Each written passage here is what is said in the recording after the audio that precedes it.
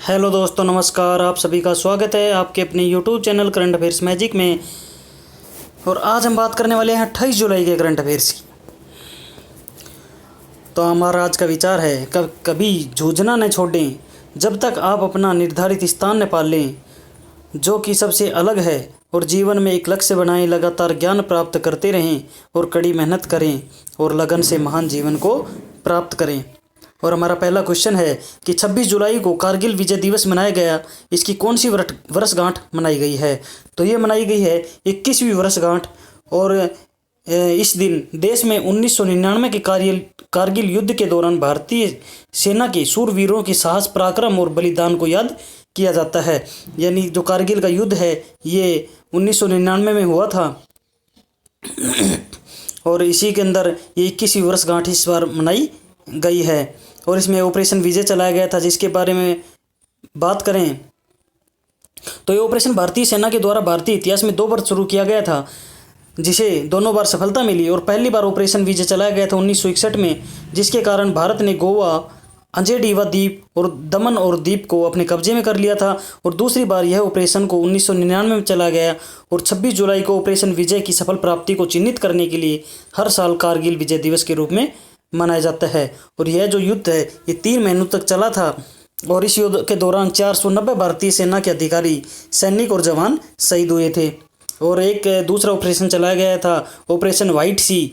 और इसके अलावा 1999 का जो कारगिल युद्ध है इसके अंदर ऑपरेशन व्हाइट सी भी चलाया गया। और इस ऑपरेशन के तहत भारतीय वायुसेना ने सेना के साथ मिलकर पाकिस्तानी सेना की नियमित और अनियमित सैनिक पोस्ट को तबाह कर दिया था। हमारा अगला क्वेश्चन है कि रिजर्व बैंक ने किस देश के साथ $400 बिलियन की मुद्रा अदला बदली के समझौते पर हस्ताक्षर किए हैं? तो जो हमारा भारतीय रिजर्व बैंक यानी आरबीआई है उसके द्वारा श्रीलंका के साथ, किसके साथ? श्रीलंका के साथ $400 मिलियन की मुद्रा अदला बदली के ऊपर समझौता किया है। और यह जो विनिमय होगा इसका उपयोग विदेशी मुद्रा भंडार को बढ़ाने और देश की वित्तीय स्थिरता सुनिश्चित करने के लिए किया जाएगा, जो कोविड-19 महामारी से बुरी तरह प्रभावित हो रहा है। और यह मुद्रा अदला बदली समझौता नवंबर 2022 तक मान्य होगा।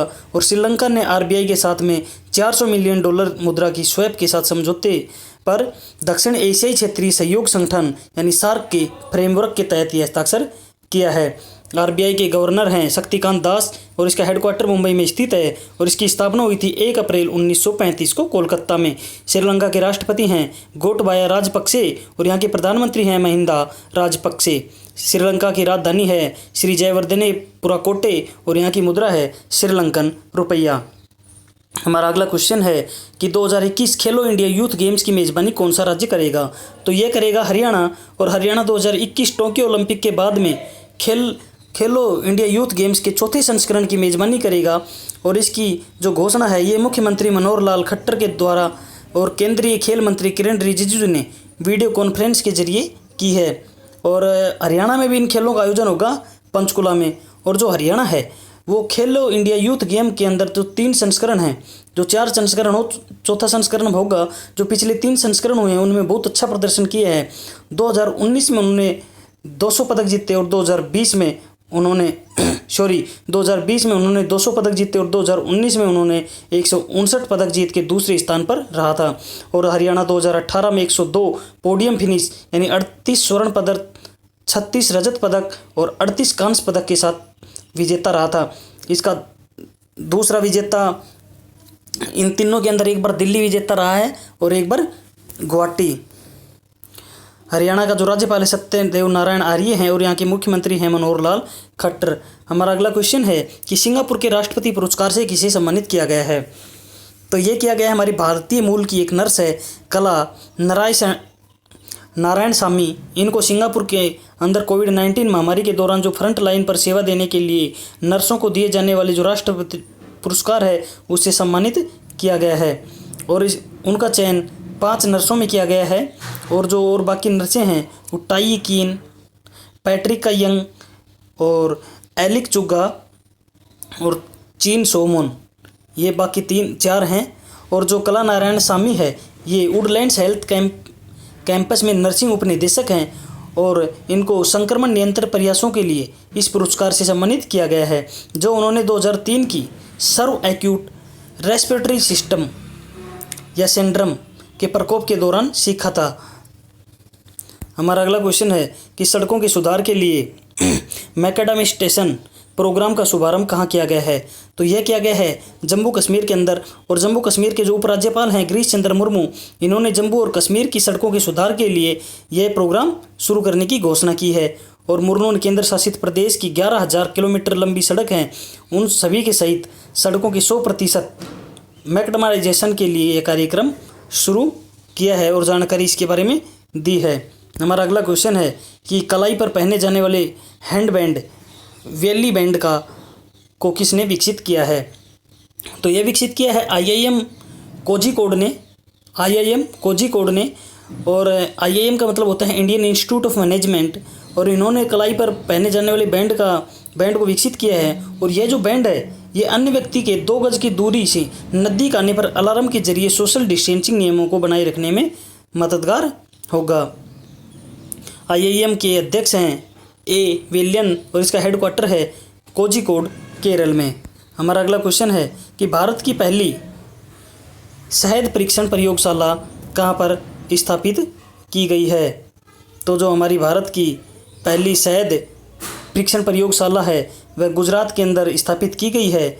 और शहद के निर्यात को बढ़ावा देने और किसानों को बेहतर मूल्य सुनिश्चित करने के लिए गुजरात के आणंद जिले में जो हमारी राष्ट्रीय डेयरी विकास बोर्ड है इसके अंदर भारत की पहली शहद परीक्षण प्रयोगशाला स्थापित की गई है। कहाँ पर? गुजरात के आणंद जिले में राष्ट्रीय डेयरी विकास बोर्ड के अंदर भारत की पहली शहद परीक्षण प्रयोगशाला स्थापित यहाँ पर की गई है। और इसका जो उद्घाटन है वो हमारे केंद्रीय मंत्री जो कृषि मंत्री हैं नरेंद्र सिंह तोमर, इनके द्वारा की गई है। और इसे राष्ट्रीय मधुमक्खी बोर्ड की सहायता से स्थापित किया गया है। यह प्रयोगशाला फसाई मापदंडों के अनुसार शहद की शुद्धता, मिलावट, रासायनिक पदार्थ, अपशिष्ट, भारी धातु या एंटीबॉडी का परीक्षण भी करेगी। हमारा अगला क्वेश्चन है कि FWA footballer of the year 2020 का पुरस्कार किसने जीता है? तो ये जीता है जॉर्डन हेंडरसन ने।